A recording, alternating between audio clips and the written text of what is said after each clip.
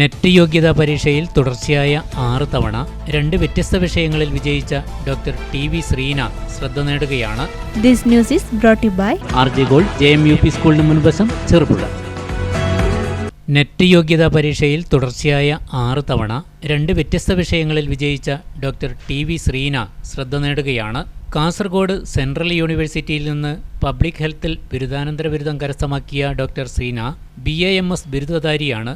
Public health വിഷയത്തിൽ JRF സ്കോളർഷിപ്പിനായി പരിശ്രമിച്ചപ്പോൾ ആദ്യ 4 തവണയും നെറ്റ് യോഗ്യത പരീക്ഷ ജയിച്ചു. 5ാം തവണ നെറ്റും JRFും പാസ്സായി. മൈസൂരിലെ JSS school of public health ഡിപ്പാർട്ട്മെന്റിൽ അസിസ്റ്റന്റ് പ്രൊഫസറായി ജോലി ചെയ്യുകയാണ് ശ്രീന.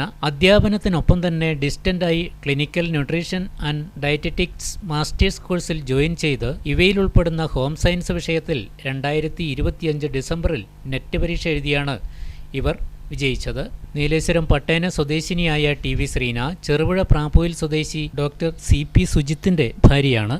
ടി.വി. കുഞ്ഞിക്കണ്ണൻ, ദാക്ഷായണി ദമ്പതികളുടെ മകളാണ് ശ്രീന.